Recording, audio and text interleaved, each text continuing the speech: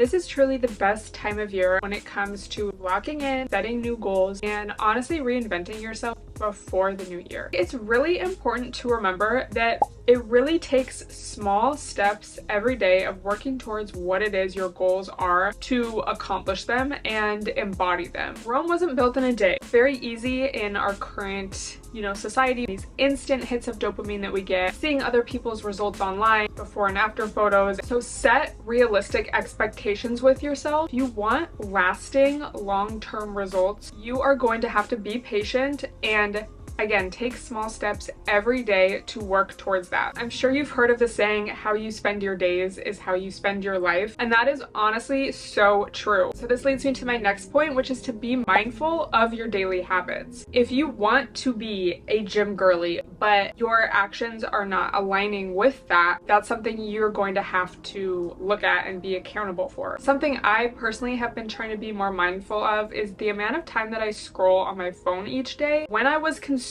content, it was a lot of brain rot and just funny videos on TikTok. It wasn't really purposeful. Kind of had to remind myself, like, all of this is going in my subconscious, no matter if I want it to or not. So I have just been incorporating a lot more diversity of content. I really prioritize empowering, inspirational videos, a lot more interviews and podcasts with different people. I think another point to add on to this is finding the balance between creating and consuming. If you are not taking time out of your day to just be with your own self and thoughts and like journal or create art, these things are very important in being a creative, as well as reducing stress. Something else that is really important is to be mindful of how you are training and rewarding your brain and whether or not you're building trust with yourself. So for example, if you always tell yourself, I'm gonna go to the gym tomorrow, and then tomorrow comes and you never do it, you're number one, rewarding your brain for not following through for what you said you were gonna do. And as a result, you kind of lose trust and confidence in yourself because you're not even coming through for yourself. And that's just important to keep in mind, for life. Like, not only is that going to prevent you from reaching your goals, but also just in your relationship. Going back to rewarding your brain, this also kind of goes into cognitive behavioral therapy. If you're always avoiding something out of being anxious about doing it, you're rewarding your brain for avoiding it, which creates a bigger resistance between you and whatever it is you actually do want to do. The only way out is through. If you have anxiety about going to the gym and you always give in to that anxiety, you are building that wall up more and more. It's going to be harder for you to push through to finally go to the gym. But if you can face your discomfort and your anxiety, force yourself to go anyway, your anxiety will reduce bit by bit. And this is true for anything in life. And honestly, this really helps me because I'm able to think about it in this way of like, oh, it's just my brain. Instead of embodying that trait, when you're able to kind of separate yourself from the feeling, that can help you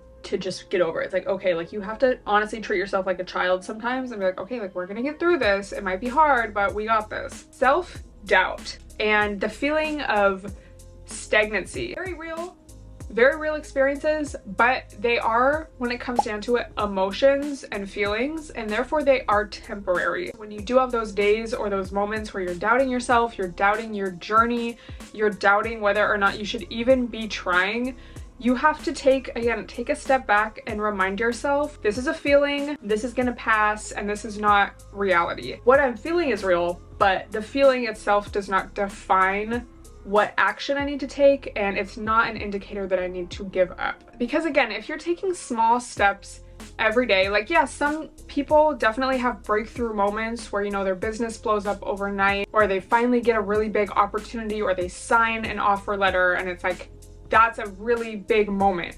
But for the most part in the day-to-day, if you're taking these small steps and working towards what it is you want, sometimes, those small steps, they're going to be a little smaller than other days, and life happens, and sometimes things just get very frustrating. So have faith and confidence that even in hard moments and hard days, rough days, you can still persevere through them. And that's what really is going to set you apart from somebody else. There's people with less experience than you, less skills than you, maybe they're not as cute as you, and they're gonna get the opportunity that you are too afraid to get just because they had more confidence and more like perseverance. So it's really those traits that I think mean the most in any sort of glow up journey, winter arc, like just in life. Be delusional, you know? Have a little audacity. Do not let the self-doubt that society has instilled in you lead you.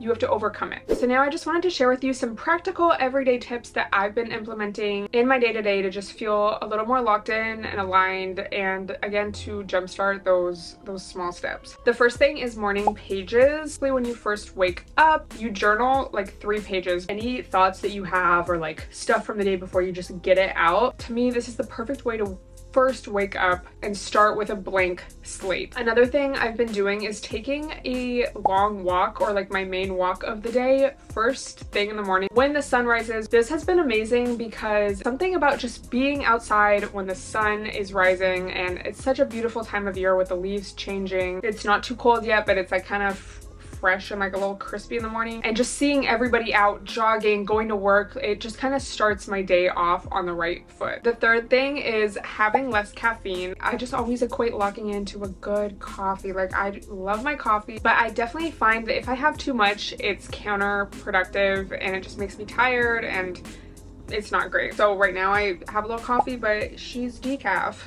And then the last thing I've been doing, I kind of already told you guys, but just diversifying the type of content that I consume. Watching different interviews, listening to different podcasts, reading new books, really getting a diversity of different viewpoints and hearing from different people. And this could be anything from someone's day in my life vlog to like a podcast about business. So here is to our winter arc. Let's be the hottest, smartest, most aligned, confident versions of ourselves to close this year out and to start 2025. We definitely should not like wait at all until New Year's to make a plan and to decide that we want to be better, improve ourselves in our lives. So let me know if any of this resonated with you, what you would add to this list, what daily habits help you stay locked in and aligned. Don't forget to check out the new merch as well as subscribe, and I will talk to you guys next time.